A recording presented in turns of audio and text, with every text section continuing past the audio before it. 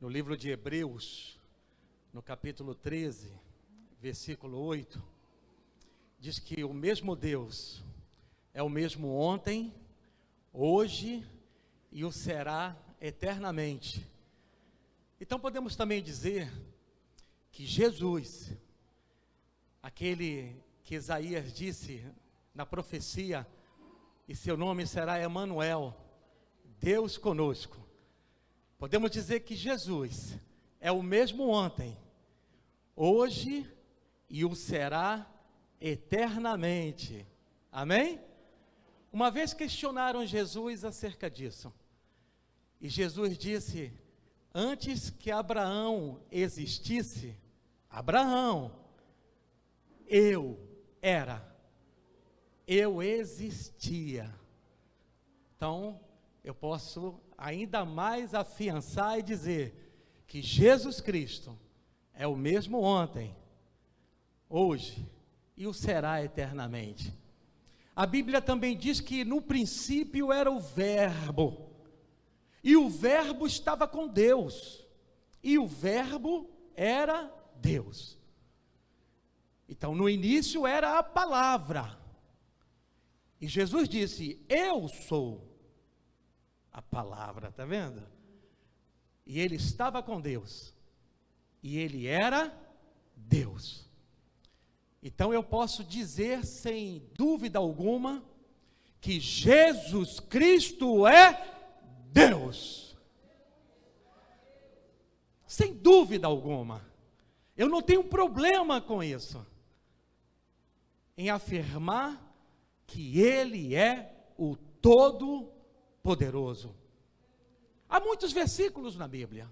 Ele próprio disse: é-me dado todo o poder no céu e na terra. Então Ele é o El Shaddai. Amém? É o Deus Todo-Poderoso. Ele é o El Shaddai. É o Deus que viveu, o Deus que vive e o Deus que viverá eternamente. Amém? Então, eu posso dizer sem dúvida alguma. Estou falando assim para que você que está aí sentado, você que está na sua casa, reflita comigo. Nós temos um Deus que é ouvinte das nossas orações. Por quê, pastor? Porque Ele é Deus vivo. Amém? E temos prova de tudo isso que eu estou afiançando aqui. Ele é Deus presente. Jeová Shammah, o Deus que presente está. É por isso que Abacuque, sentindo esse poder, ele disse: Deus está no seu santo templo. Cale-se diante dele toda a terra. Deus, Ele requer de mim e de você reverência. E Ele está no seu santo templo. Você está sentindo essa atmosfera? Tudo quanto você, desde quando colocou o pé e adentrou nos umbrais da casa do meu Pai, do seu Pai, do nosso Pai, você está sentindo uma atmosfera que é de Deus? É porque Deus tem neste lugar a sua presença. Amém? Então eu posso dizer que Jesus está aqui. Quando Jesus andou por essa terra, havia dúvidas sobre se de fato Ele era o Filho de Deus, se de fato Ele era o Deus que restauraria Israel e daria paz e traria paz ao mundo.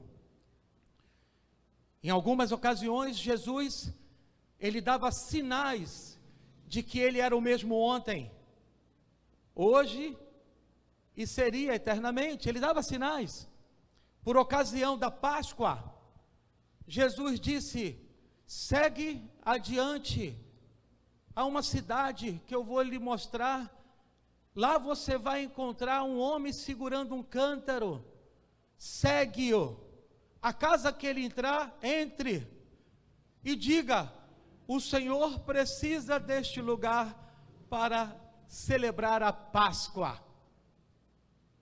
Jesus havia falado com eles, aquilo que aconteceria, era o presente mostrando o futuro, amém? Então Jesus fez isso, e eles saíram conforme o Senhor ordenara. E o que foi que eles encontraram? Na cidade em que Jesus apontou, um homem segurando um cântaro. E eles então seguiram aquele homem. E o homem entrou numa casa, ele entrou em seguida. E ele disse: o Senhor precisa celebrar a Páscoa neste lugar. A ceia. Você está entendendo como é que Deus faz o comando? Como é que Ele tem o controle das coisas? Nada foge daquilo que Ele já tem planejado. Então eu quero que você saiba que Ele tem um controle sobre a sua vida. Ele tem um controle sobre a sua casa. Todos os projetos, os planos, tudo quanto você tem no seu coração, Deus sabe. E Ele sabe o que vai acontecer amanhã, nós não sabemos. Ele tem o controle. É por isso que eu prefiro descansar. Como diz Salmo 91, versículo 1, aquele que habita no esconderijo do Altíssimo, eu prefiro descansar. E diz que a sombra do Todo-Poderoso é Ele, descansará. Eu espero que você nesta noite, você que está em casa, decida de todo o coração a descansar na sombra do Todo-Poderoso, amém? Eu quero convidar você, mesmo assentado, você em casa, não saia, pega a sua Bíblia, abra aí no livro de Lucas, é o médico Lucas, Evangelho de Lucas, no capítulo 19, do versículo 28 ao 42, eu quero ler esta palavra, e quero que você mantenha a sua Bíblia aberta, e nós vamos para o banquete que Deus preparou para mim e para você nesta noite. Você acredita nisso? Tem um banquete para mim, tem um banquete para você. Nós nos mantemos firmes e fortes por causa do alimento que é a palavra de Deus. É o que nós vamos ler neste momento. Então diz assim, no livro de Lucas 19, de 28 a 42, assim diz o Senhor. E dito isso, ia caminhando adiante, subindo para Jerusalém. E aconteceu que, chegando perto de Betfagé e de Betânia, ao monte chamado das Oliveiras, mandou 2 dos seus discípulos, dizendo: ide à aldeia que está defronte, e aí, ao entrardes, achareis preso um jumentinho, em que nenhum homem ainda montou. Soltai-o e trazei-o. Olha o presente ordenando o futuro. E se alguém vos perguntar, por que o soltais? Assim lhe direis, porque o Senhor precisa dele. E indo, os que haviam sido mandados, acharam como lhe dissera, ou seja, o futuro predito por Cristo aconteceu, amém? E quando soltaram o jumentinho, seus donos lhe disseram: por que soltais o jumentinho? E eles responderam: o Senhor precisa dele. Então eles foram fiéis na ordem deixada por Jesus, e trouxeram-no a Jesus, e lançando sobre o jumentinho as suas vestes, puseram Jesus em cima, e indo ele, estendiam no caminho as suas vestes. E quando já chegava perto da cidade do Monte das Oliveiras, toda a multidão dos discípulos, regozijando-se, começou a dar louvores a Deus em alta voz, porque todas as maravilhas, e por todas as maravilhas que tinham visto, dizendo: bendito o Rei que vem em nome do Senhor, paz no céu e glória nas alturas. E disseram-lhe, dentre as multidões, alguns dos fariseus: Mestre, repreende os teus discípulos. E respondendo ele, disse-lhes: digo-vos que, se estes se calarem, as próprias pedras clamarão.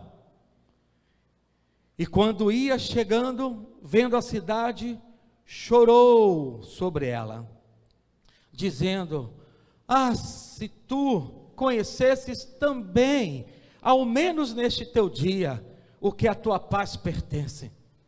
Mas agora isso está encoberto aos teus olhos.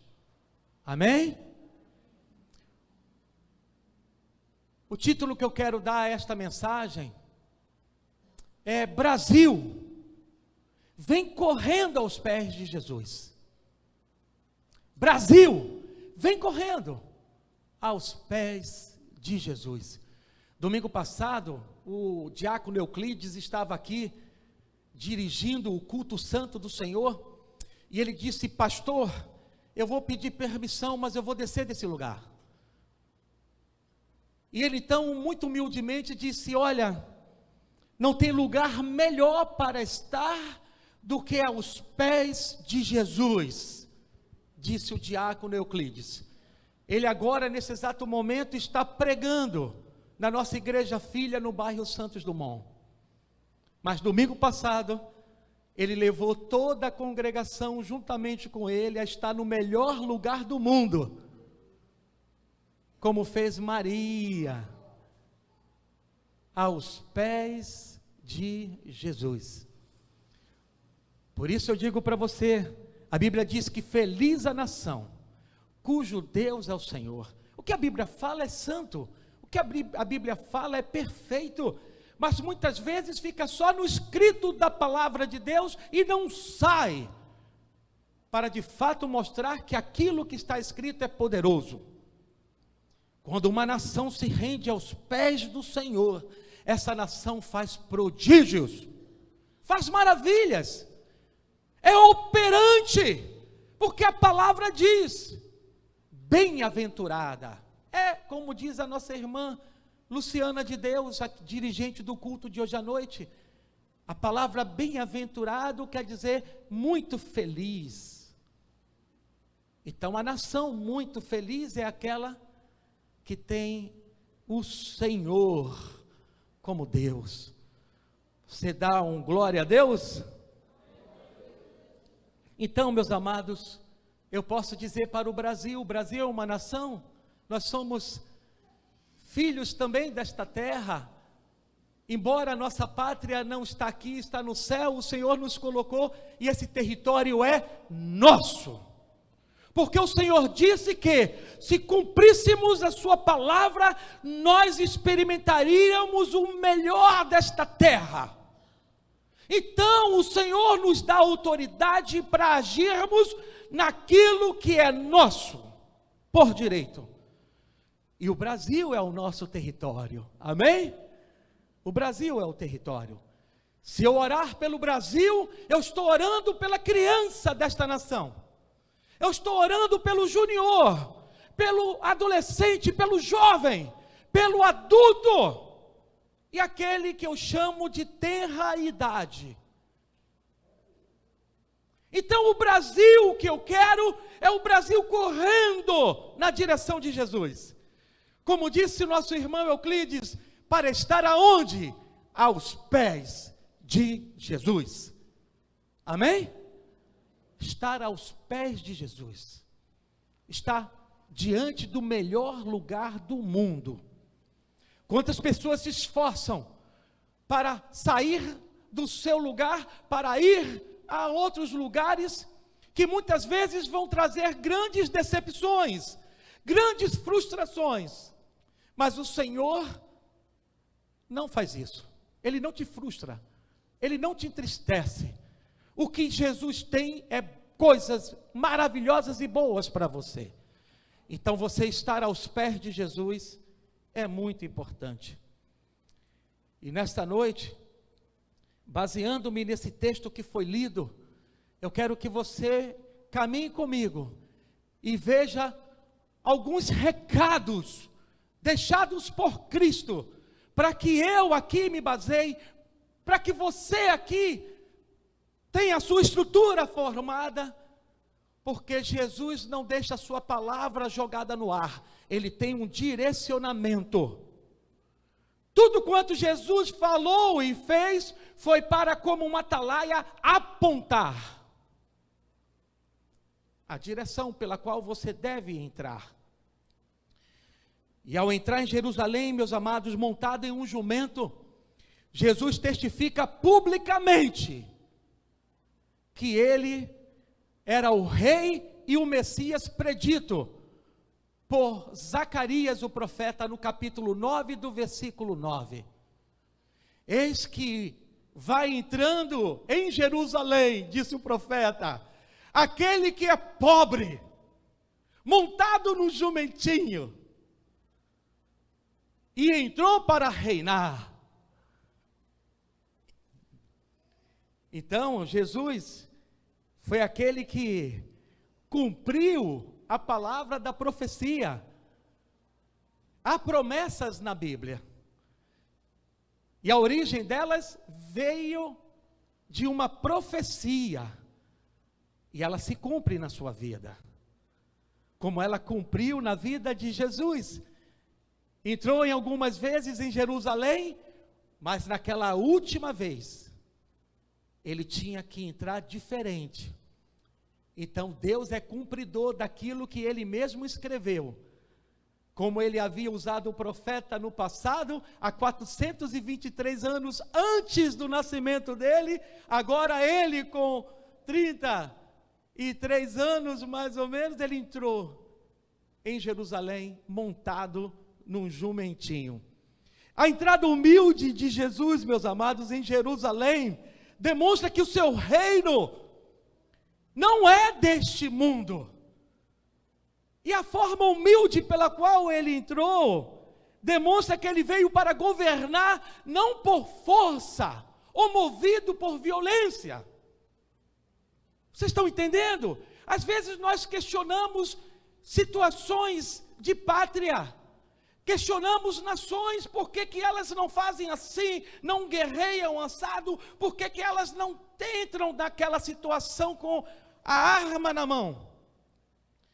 O reino de Deus não é dessa forma. Os anseios que nós temos hoje, eles também tinham lá atrás.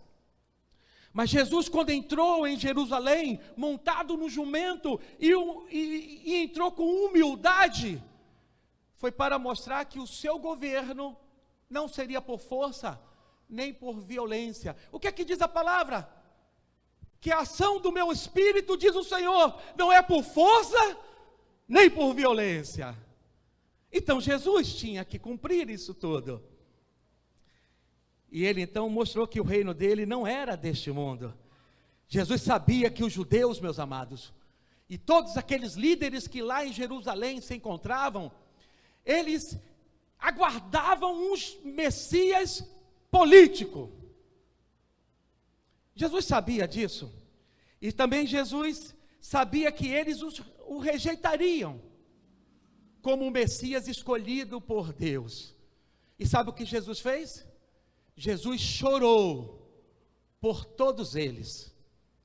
E você sabe por quê? Porque Jesus sabia. Nós vimos aqui que Jesus já sabia que o homem ia estar com o cântaro.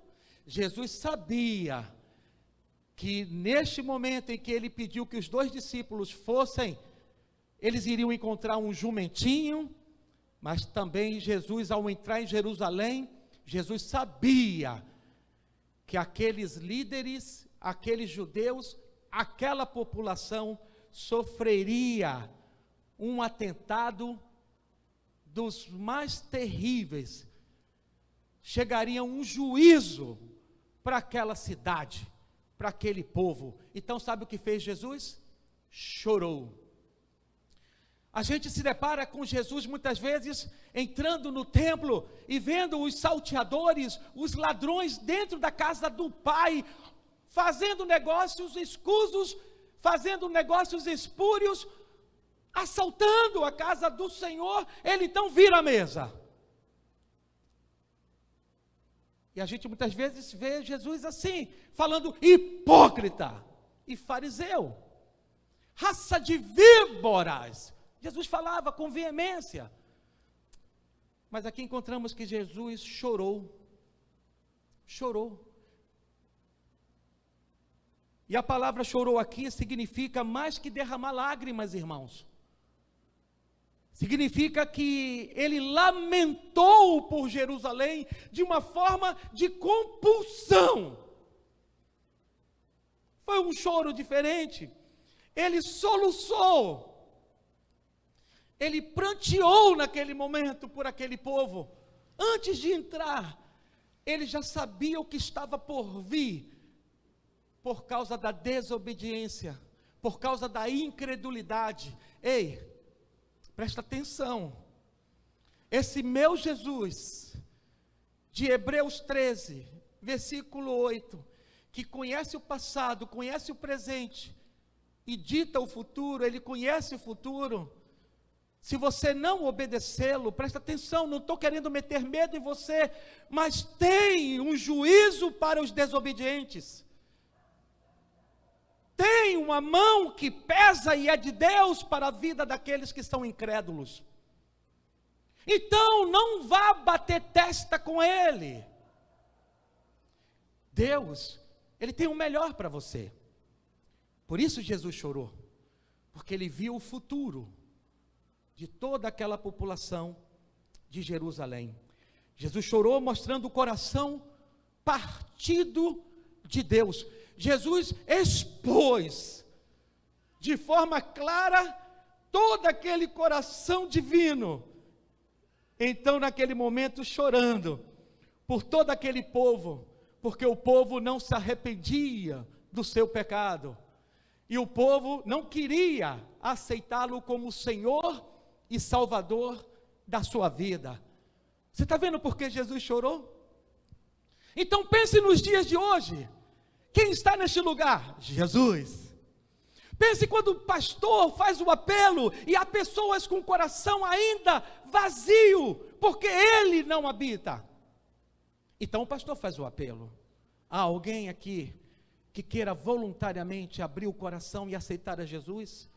E as pessoas então pensam mais nas coisas da terra, pensam nos seus amigos, pensam nos seus parentes, pensam em qualquer coisa que, quem sabe, o impeçam deles levantarem a mão, abrirem o coração, convidar Jesus para ser seu Senhor e Salvador. Então ele prefere não fazer.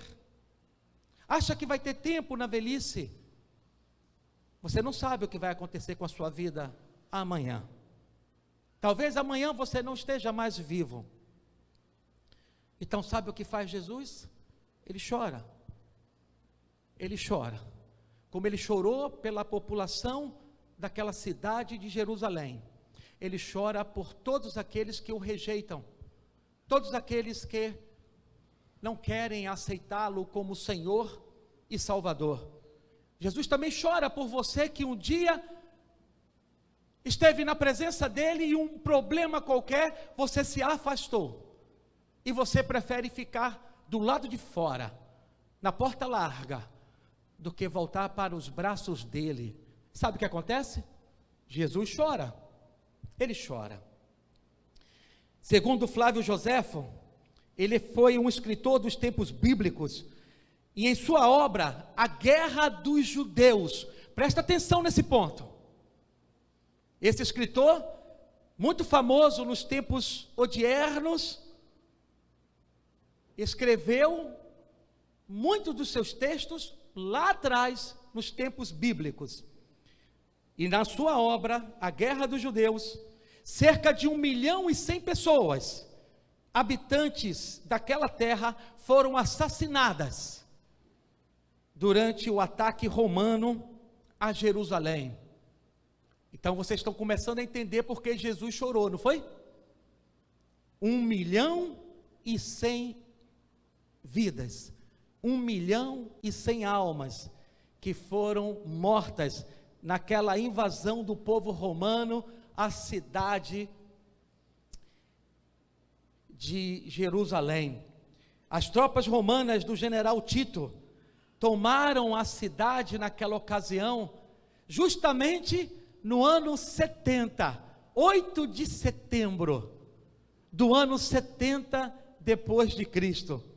Foi por isso que quando Jesus estava com seus discípulos olhando o templo, e os discípulos boquiabertos, admirados com aquela construção, ele disse: vocês estão admirados? Olha como ele sabia o futuro. Não ficará aqui pedra sobre pedra que não seja derrubada.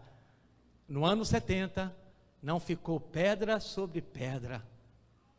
Toda a casa do Senhor, por causa da desobediência e da incredulidade, ela foi derrubada. E foi nessa ocasião do general Tito, quando ele invadiu a cidade e ele matou 1.100.000 habitantes, e os demais que ficaram vivos foram deportados como escravos.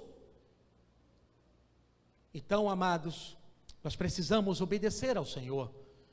Como nação precisamos ser felizes, e a Bíblia diz que feliz a nação cujo Deus é o Senhor.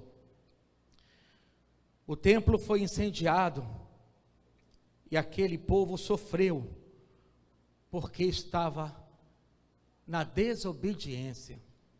Por isso Jesus chorou.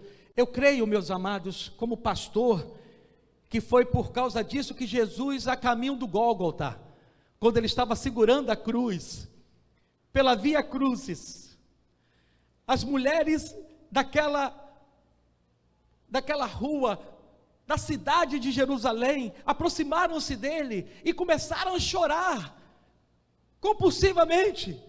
E sabe o que ele disse?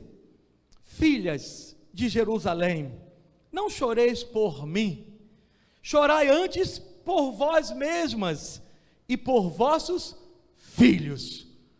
Você está vendo como ele conhecia o que estava por vir? Não choreis por mim, chorai antes por vós mesmas, e chorai também por vossos filhos e por vossas filhas. Então nós vamos ver isso em Lucas 23, versículo 27 a 31, em casa você lê com calma. Agora eu trouxe algumas observações, baseando-me também nesse texto, sobre o choro de Jesus. Já sabemos que quando ele estava de longe, vendo Jerusalém, vemos que Jesus chorou, mas não foi um choro qualquer. Ele soluçou, ele mostrou-se agoniado, porque seria a última entrada dele, ele não sairia de lá vivo. Você está vendo? Ele chorou copiosamente, ele lamentou, ele pranteou naquele momento. Não foi um choro qualquer, mas só para vocês verem sobre o choro, Jesus ele não chorou quando foi esbofeteado diante do sumo sacerdote e dos fariseus. Quando Jesus foi levado à presença deles, Jesus tomou um bofetão no seu rosto, mas não foi uma bofetada qualquer não, foi no estilo soco, mas ele não chorou.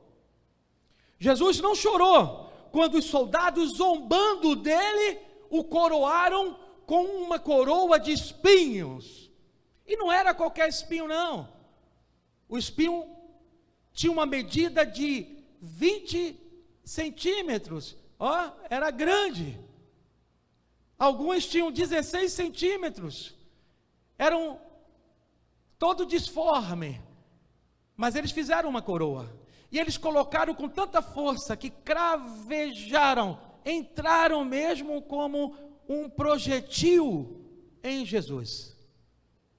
Por isso que, por mais que ele apanhasse a caminho do Gólgota, por mais que ele caísse, como ele caiu, devido ao peso daquela cruz, a coroa permanecia lá. Tem algum texto, algum versículo que fala que alguém pegou a coroa e botou no lugar quando ele caiu? É porque estava cravado em sua cabeça. Tamanho era o cravo, tamanho era o espinho. Jesus não chorou, meus amados, quando ele foi pregado na cruz. Aquele prego também era grande, para 20 centímetros, mais ou menos isso aqui, e entrou, mas Jesus não chorou. A Bíblia diz que, no livro de Isaías, como uma ovelha que vai para a tosquia, ele não abriu a sua boca, amém? Ele não chorou, mas Jesus chorou quando da morte do seu amigo Lázaro. Ele chorou porque ele viu a dor de duas irmãs de Lázaro, Marta e Maria. Eu não sei que dor você sente, que tristeza passa por seu coração. Eu não sei o que torneia e que, quem sabe, entristece você e leva você a lágrimas. Eu não vejo, às vezes o marido ou a esposa não vê, nem os filhos, mas você que está no seu recôndito, Deus vê as lágrimas, e Ele recolhe essas lágrimas, e Ele coloca no seu odre santo. É por isso que guardar o choro não é bom. Jesus não guardou o choro. Vimos que Ele chorou por Jerusalém, vimos que Ele chorou por Lázaro, na sua morte, mas devido à dor das suas irmãs. Vimos que no momento em que ele estava no monte de Getsêmani, prestes a ser levado para a crucificação, diz a Bíblia que ele também chorou de uma forma que eu chamo sui generis, diferente. A lágrima que deveria descer por aqui, saiu pelos poros, e que aquelas gotículas já não eram mais água, mas sangue. Então eu posso dizer que Jesus chorou em 3 ocasiões específicas, e cada uma com uma característica diferenciada. Jesus chorou quando ele estava prestes a entrar na cidade santa de Jerusalém, quando ele a viu de longe, e ele disse: ah, Jerusalém, Jerusalém, como eu queria, como uma galinha, que debaixo das suas asas, coloca os seus pintinhos, guardados e protegidos. Eu queria fazer assim com todos vocês, mas vocês preferiram matar os profetas e rejeitá-los. Ah, Jerusalém, Jerusalém. Então Jesus planteou. Você tem dúvida que Jesus está neste lugar? Jesus está aqui. O Brasil está passando um momento difícil, irmãos. O nosso país está passando um momento difícil. Quantas pessoas estão sofrendo? Quantos já não mais existem porque baixaram a sepultura? Há uma pandemia que está assolando a nossa nação. Há uma guerra política por cima de toda esta situação. E embaixo de tudo isso está o povo, indefeso e sofrido, sangrando e baixando a sepultura. O Senhor disse que se quiséssemos ter paz, deveríamos orar pela cidade, deveríamos orar pelo bairro, deveríamos orar pelo nosso estado, e deveríamos orar pela nossa nação. Então, como eu comecei, feliz a nação cujo Deus é o Senhor. Então Jesus está neste lugar, e eu quero levantar um clamor pela bandeira que representa a criança, como eu falei, representa o junior, o adolescente, o jovem, representa o adulto e aquele que eu chamo da mais tenra idade. E eu acredito que um grupo de irmãos, enquanto Pedro estava preso e a condenação seria a espada de Herodes passando sobre ele, ele morreria, mas esqueceram que haveria uma igreja orando, e a igreja orou para a libertação de Pedro, orou para que ele não fosse morto, e diz a palavra que um anjo desceu e tocou no Pedro e disse: acorda, levanta, sai daqui. A igreja está orando, amém? A igreja está orando. Então o Senhor está neste lugar. Eu quero convidar o Brasil que venha correndo, ou seja, vai chegar, para a gente levantar esse clamor, um clamor pela nossa nação. Deus, sara esta nação, porque o teu povo aqui nesta noite clama por esse perdão. Esse povo tem vontade de ver esse país salvo em nome de Jesus. E esse povo glorifica as suas palmas, celebrando a Ti, dizendo: sara, Senhor.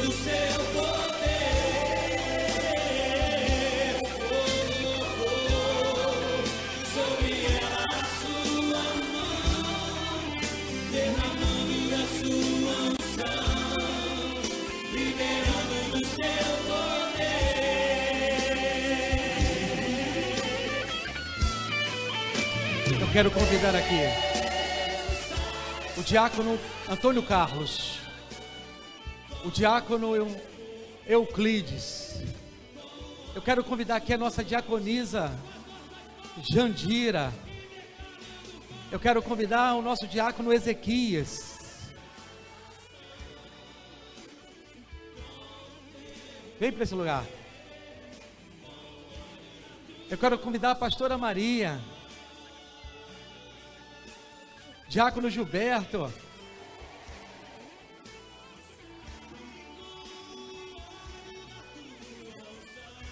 Quero convidar o pastor Flávio.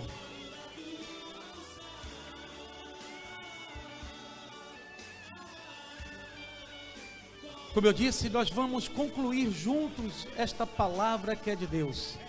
Eu quero convidar a igreja que se coloque de pé, estenda as mãos. Você não sabe, irmãos, que esse mover do Espírito Santo usando a sua mão. Disse muito bem Ezequias aqui, quando a mão está levantada, ganhamos a guerra. Amém? Quando a mão está levantada, olha o mistério. Então a igreja vai permanecer com a mão levantada. Eu vou pedir que as nossas meninas, criança, junior, adolescente, jovem, ajoelhem-se aqui, com a bandeira voltada para frente, e os nossos diáconos se aproximem aqui também. Pode vir para cá, meus diáconos aqui, minha diaconisa, pastora, pode vir para cá. Vamos formar uma meia lua aqui. Isso, vem para cá, vamos nos ajoelhar aqui, ó.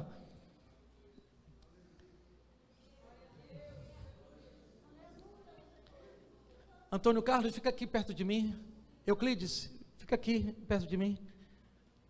Isso. Amado Deus, nosso eterno Pai, aqui está o clamor da tua igreja.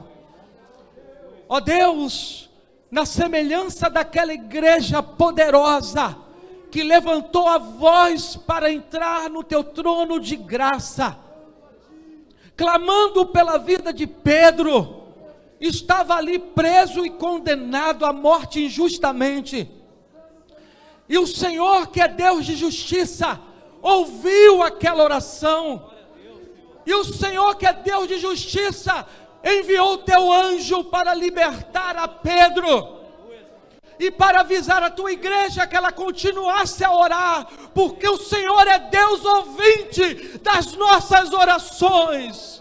Clama-me e responder-te-ei, e anunciar-te-ei coisas grandes e firmes que ainda não sabes, diz a tua palavra.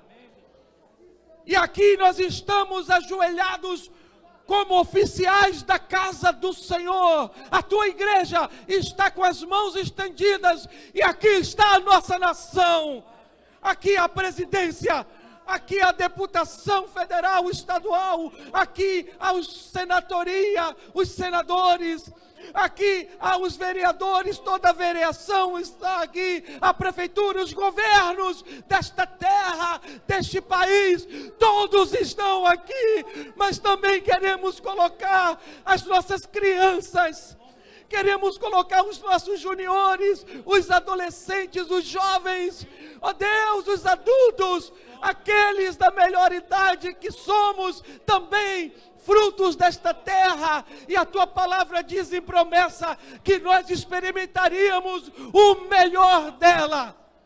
Querem nos tirar o melhor desta terra, Senhor. Não deixe, não permita, Senhor, impeça com o poder, com o sopro do teu Espírito.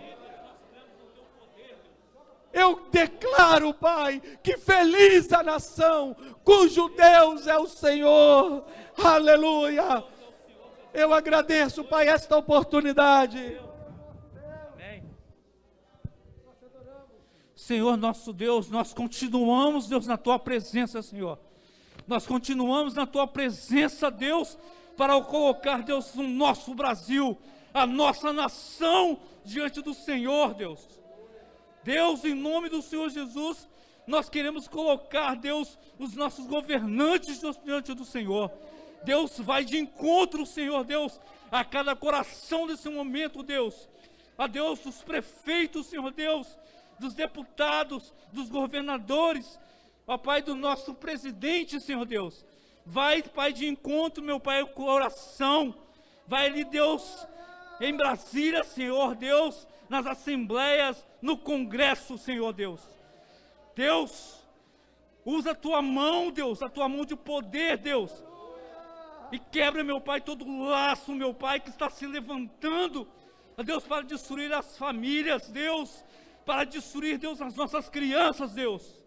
Em nome do Senhor Jesus, nós clamamos, Deus, pelo teu poder, pelo teu agir, porque as crianças, ó Deus, são o nosso futuro, Deus, são o nosso futuro de hoje, Senhor Deus, não é de amanhã, são de hoje, Senhor Deus.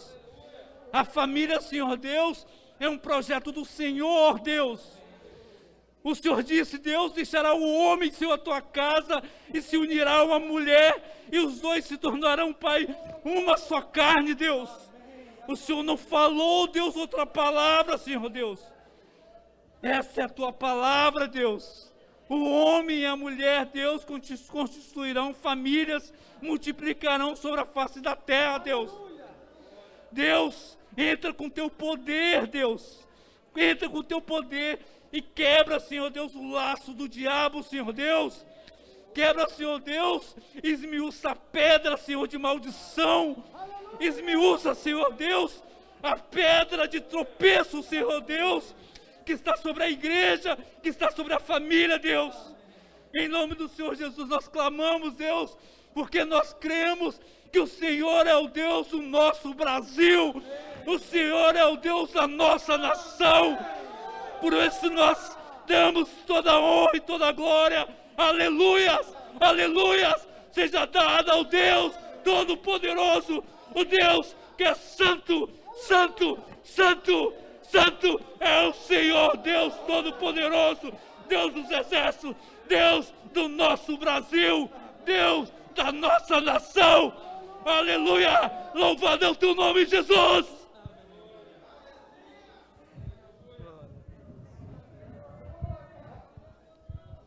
Deus soberano, Deus eterno, louvado e exaltado seja, Senhor, o teu santo nome. Mais uma vez nós queremos declarar, Senhor, nessa noite que o Senhor é santo, santo, digno de toda honra, de toda glória e de toda majestade. Senhor, meu Deus, na sua simplicidade, no seu amor, na tua misericórdia, Deus, neste momento, e frente a esse altar, Deus, aonde nós declaramos que aqui o Senhor se faz presente, nós queremos apresentar as nossas orações, ó Deus.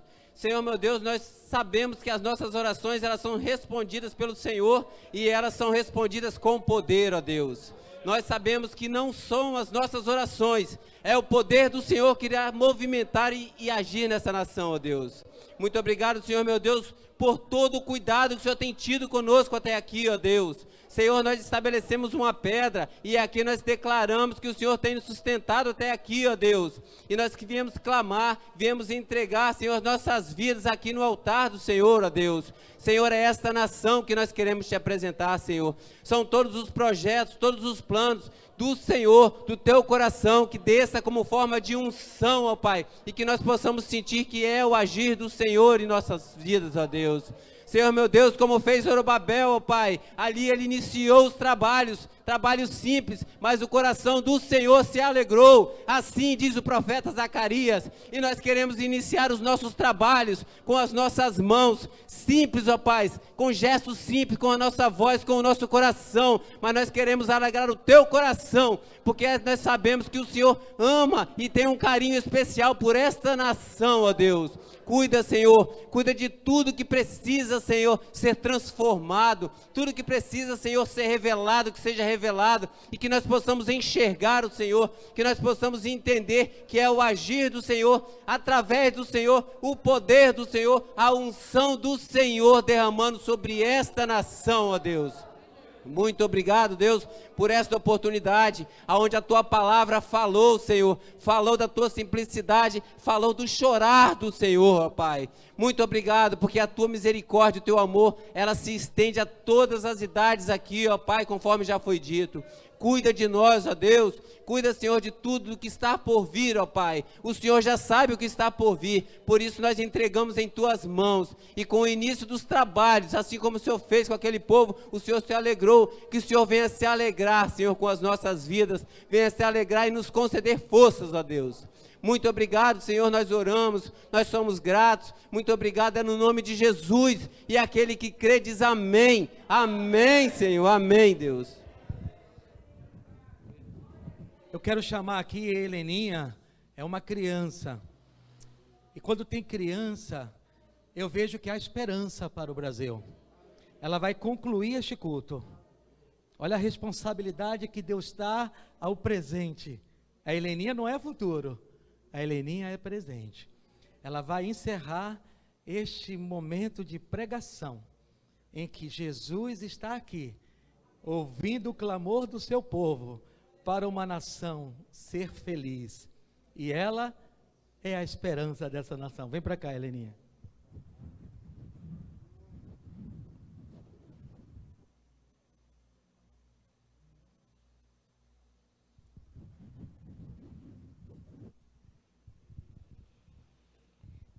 Senhor Deus, muito obrigado por tudo. Abençoa cada um que está aqui, Deus. Senhor Deus, muito obrigado por tudo. Abençoa cada um que está aqui. Salva o Brasil. Salva as crianças dessa nação. Salva as crianças dessa nação. Venha nos dar um futuro. Venha nos dar um futuro. Nós acreditamos em Deus. Nós acreditamos em Deus. E acreditamos na família. E acreditamos na família. E sabemos que nas tuas mãos E sabemos que nas tuas mãos estaremos seguros. estaremos seguros. Em nome de Jesus. Em nome de Jesus. Amém. Amém. Amém, igreja? Você pode levantar sua mão assim? Você está vendo a importância de nós sermos igreja? Estarmos no santo templo do Senhor? Vimos que o Senhor, em Hebreus 13, versículo 8, é o mesmo ontem, hoje e eternamente. E na palavra vimos que ele sabia o passado, como ele sabia o que estava acontecendo no presente e o que iria acontecer no futuro. Ele sabe tudo sobre você. Então, se você está neste lugar e você ainda não abriu seu coração para Jesus, aí onde você está, eu não vou nem pedir que você levante a mão, porque quem vê coração é Ele. Diga: Jesus, eu quero te receber agora em meu coração, como Senhor e Salvador da minha vida. Ele vai estar vendo você. Você que está em casa, você que está no Brasil ou fora do Brasil, diga assim: Jesus, entra no meu coração. Jesus, entra na minha vida. Faça do meu coração morada eterna. Amém? Você não vai esquecer esse culto. Jamais. Levanta a sua mão. E agora que o amor de Deus, nosso Pai, a graça salvadora do nosso Senhor Jesus Cristo, recebe aí? E as eternas consolações, a doce comunhão do Espírito Santo de Deus, seja com toda esta igreja, e com todas as igrejas do Senhor Jesus, espalhadas pela face da terra, hoje e para todo sempre. Vamos dar 3 amém? E o povo diz: amém, amém e amém. Que Deus abençoe sua vida. Vão na paz do Senhor, uma semana rica, abundante. Presta atenção, se você precisa de uma oração, há um milagre que você quer receber, se você quer orar por algo que está te ferindo, está te magoando, quem sabe alguma doença, uma enfermidade, vem, Jesus está aqui, Ele cura você. Eu quero orar com você em particular, vem para cá.